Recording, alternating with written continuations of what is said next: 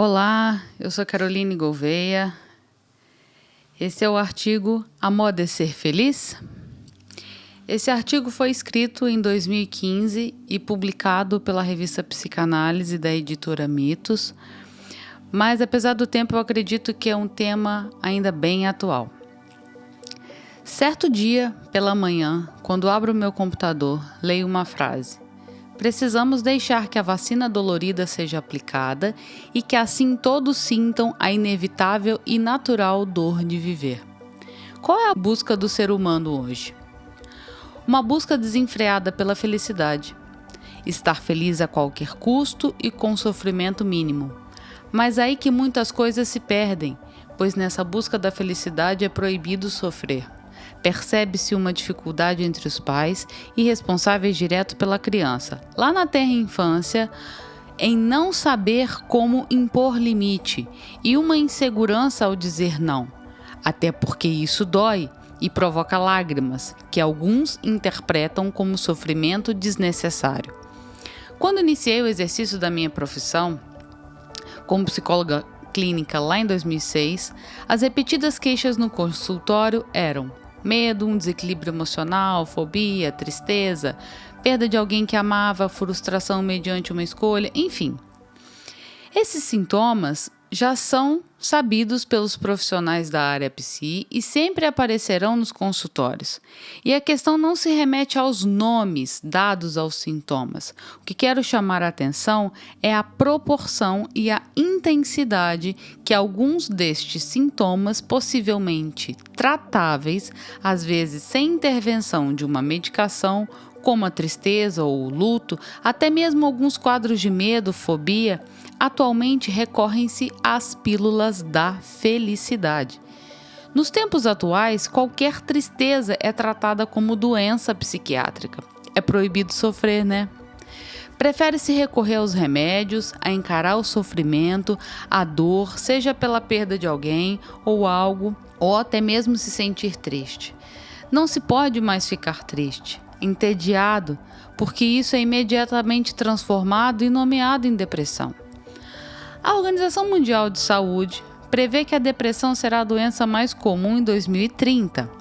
Atualmente, 121 milhões de pessoas sofrem do problema. Segundo o estudo de alguns psiquiatras, tanto os médicos quanto alguns pacientes estão confundindo tristeza com depressão.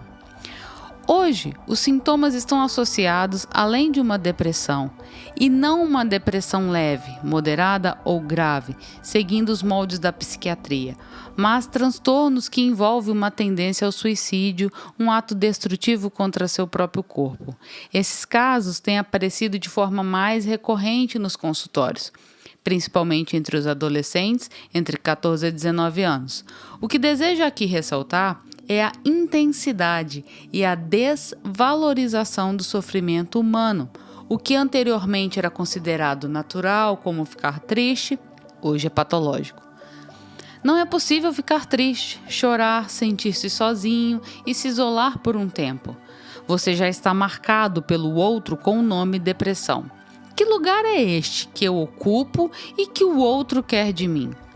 Estamos vivendo um momento onde o sofrimento não é possível. É preciso fazer mais do que isso. Para quê? Ou para quem? Os estilos musicais estão retornando para o modo retrô. Os padrões de beleza estão retornando àqueles dos anos 60 e 70. Talvez esses retornos, agora citados, sinalizem um desejo em busca de algo que outrora foi considerado sólido e estável. Qual o mal-estar da civilização atual?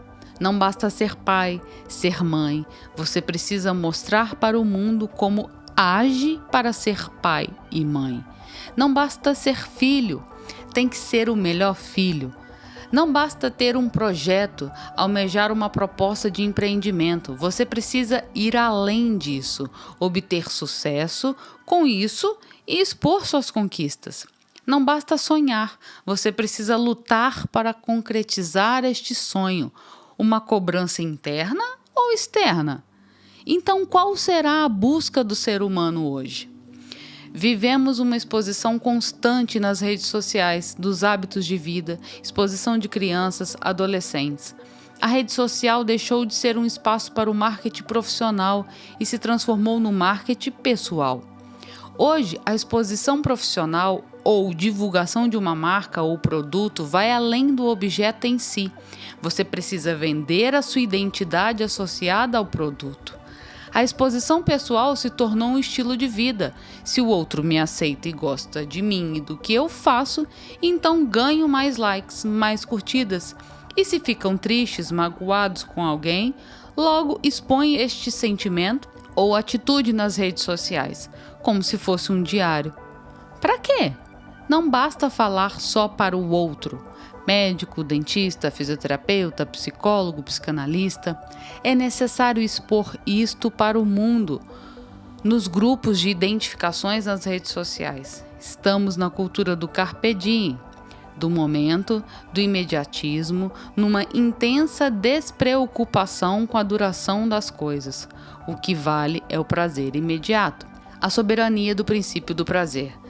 A modernidade líquida, pautada no princípio do prazer, promove a abolição do adiamento da satisfação, sendo que a recompensa deve ser instantânea. No entanto, essa satisfação é breve, um momento de êxtase, pois a satisfação completa não é assegurada, visto que não é constante por ser demasiadamente rápida.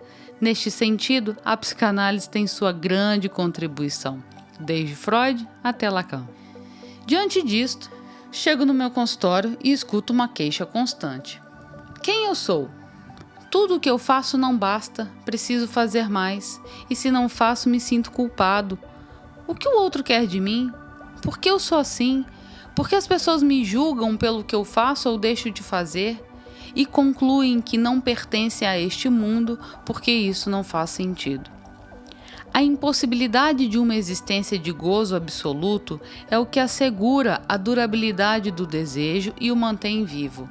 Mas, como o imperativo contemporâneo da modernidade é o da satisfação já, o sofrimento e a dor inerentes ao ser humano não são mais suportáveis. Hoje, a clínica está em volta, em torno com a clínica da morte, do narcisismo, do corpo falante. Em O Mal-Estar na Civilização, Freud aponta o relacionamento com os outros como a causa de maior sofrimento do homem. O mal-estar na civilização é o mal-estar dos laços sociais. Freud também considerava que o objetivo da vida é a felicidade, porém, o caminho para essa realização pode ser nebuloso. Um tempo para sofrer e reencontrar a vida, superar a névoa escura. Schopenhauer diz: a vida é dor, se não é dor, é tédio. Hoje vivemos numa sociedade que diz: temos que buscar a felicidade, sem sofrimento. Se você sofre, é porque algo está errado. É proibido sofrer. A moda é ser feliz.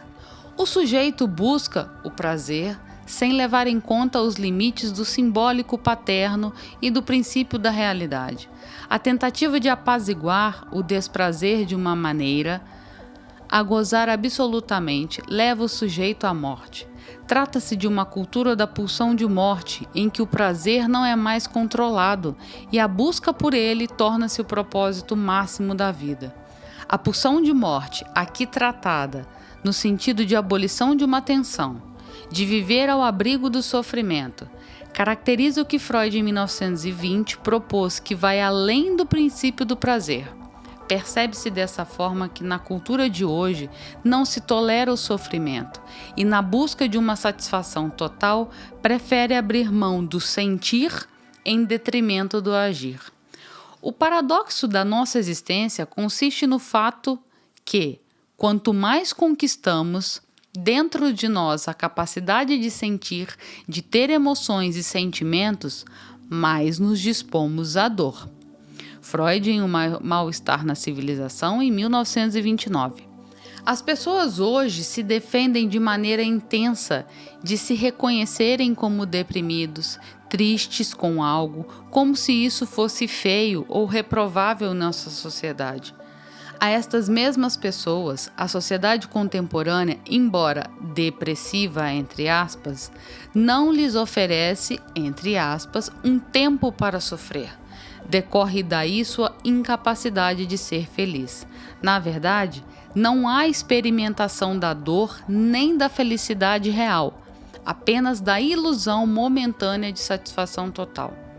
Joel Birman também assinala que a subjetividade contemporânea manifesta-se como essencialmente narcísica.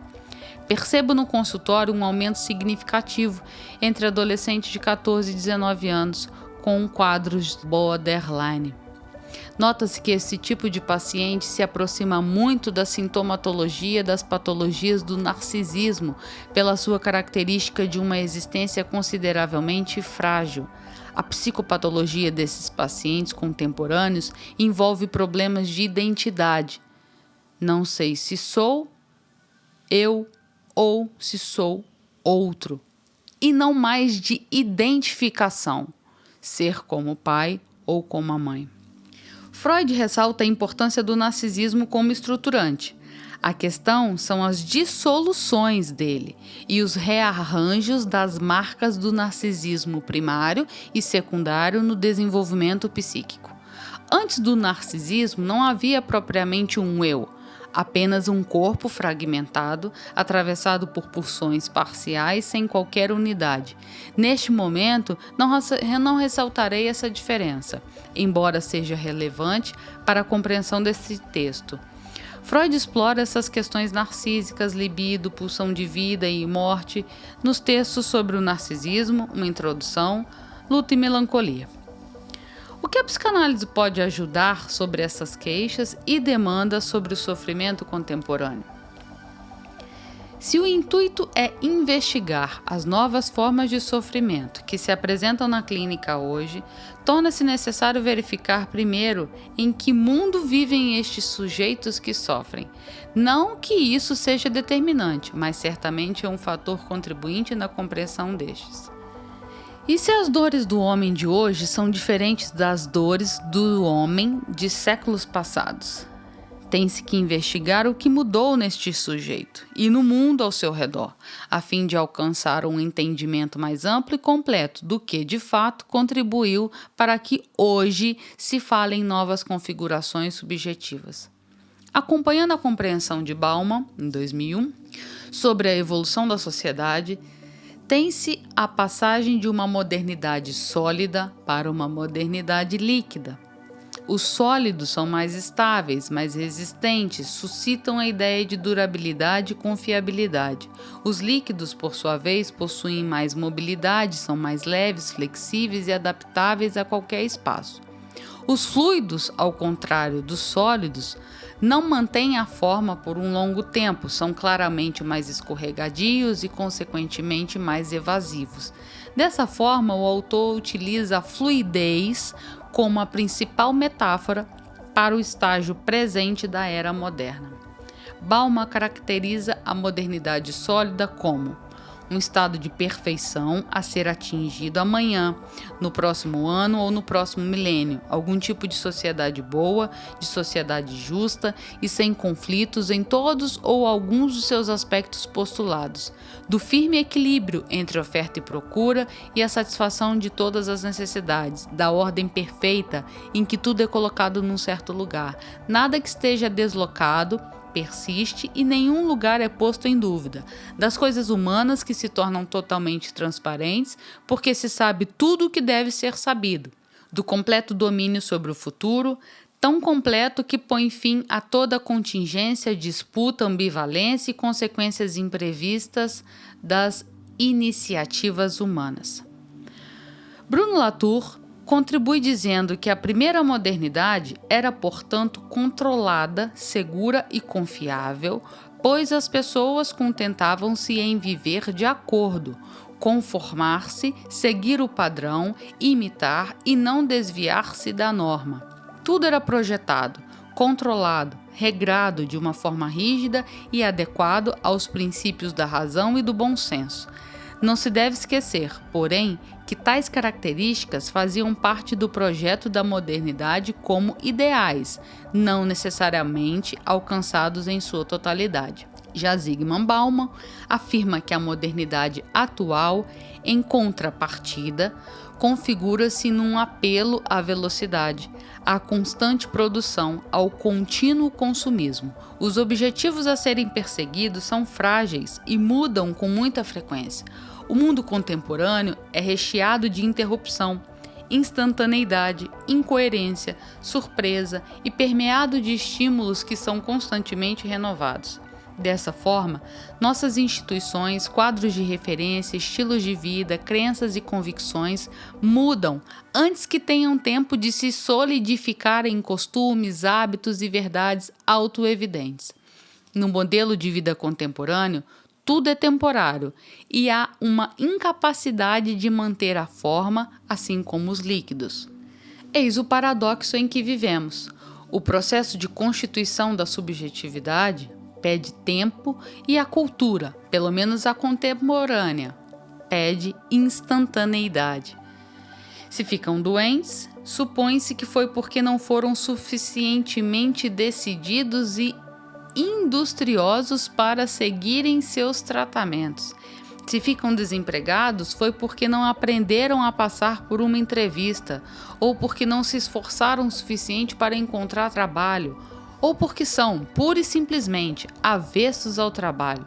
Se não estão seguros sobre as perspectivas de carreira e se agoniam sobre o futuro, é porque não são suficientemente bons em fazer amigos e influenciar pessoas, e deixaram de aprender e dominar, como deveriam, as artes da autoexpressão e da impressão que causam. Isto é, em todo caso, o que lhes é dito hoje e aquilo em que passaram a acreditar, de modo que agora se comportam como se essa fosse a verdade. A verdade ou a única verdade? A consequência disso é que o homem contemporâneo tornou-se mais frágil e sente-se mais impotente diante de tanta solidão.